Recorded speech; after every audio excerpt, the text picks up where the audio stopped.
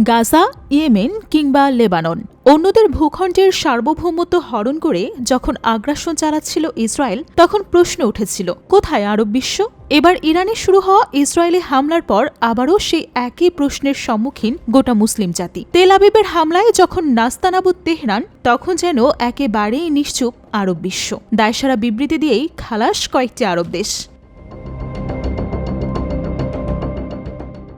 ইরানে ইসরায়েলের হামলার শুরু থেকেই চুপ থাকলেও ধীরে ধীরে মুখ খুলতে শুরু করেছে আরব দেশগুলো। জানান দিচ্ছে কোনো অবস্থানে কার পক্ষে রয়েছে তারা। যুদ্ধক্ষেত্রে কোনো ধরনের সহায়তা তো করছেই না, উল্টো ইসরায়েলে হামলা চালাতে ইরানকেই উল্টো বাধা দিচ্ছে তারা। এভাবেই যেন বিশ্বাসঘাতকতার নজির স্থাপন করেছে জর্ডান।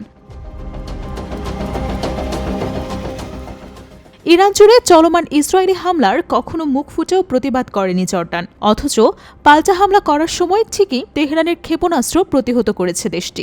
জর্ডানের আকাশসীমার উপর দিয়ে যাওয়ার সময় এরকম ড্রোন অথবা মিসাইল নিয়মিতই আটকে দেয় দেশটির প্রতিরক্ষা বাহিনী। আবার ইরানে হামলা চালাতে ইসরায়েলি যুদ্ধ বিমানকে নিজেদের আকাশসীমা ব্যবহারেরও অভিযোগ রয়েছে আম্মানের বিরুদ্ধে। কাজে তেল আবিবের দোসরের ভূমিকায় থাকলেও যেন মুখে ভিন্ন কথা জর্ডানের বাদশার। ইউরোপীয় পার্লামেন্টে দাঁড়িয়ে আইডিএফ এর হামলার নিন্দা যেন নিছক মশকরা ছাড়া আর কিছুই না।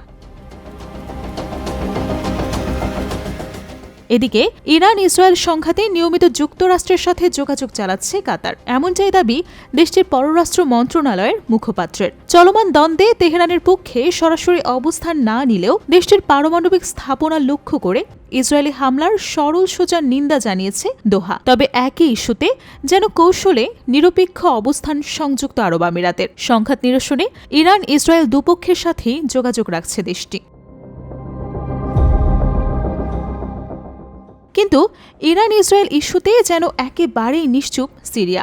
সদ্য নিষেধাজ্ঞার বেড়াজাল থেকে মুক্তি পাওয়া মার্কিনীদের রোষানলে পড়তে পারে বলে এমন শঙ্কায় নীরব অবস্থানে আহমেদ আল শারার প্রশাসন। এমনকি অভিযোগ রয়েছে ইরানে হামলা চালাতে ইসরায়েলকে আকাশসীমা ব্যবহার করতে দিয়েছে সিরিয়া।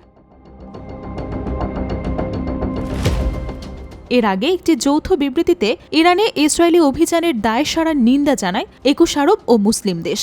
সে তালিকায় রয়েছে যুক্তরাষ্ট্রের গুরুত্বপূর্ণ মিত্র মিশর, বাহরাইন, কুয়েত, ওমান, সৌদি আরব সহ আরও কয়েকটি দেশ। এতে চলমান সংঘাত পুরো মধ্যপ্রাচ্যে ছড়িয়ে পড়ার শঙ্কা প্রকাশ করা হয়। একই সাথে অবিলম্বে তেহরান তেল আবিবের মাঝে যুদ্ধবিরতির দাবি জানানো হয়।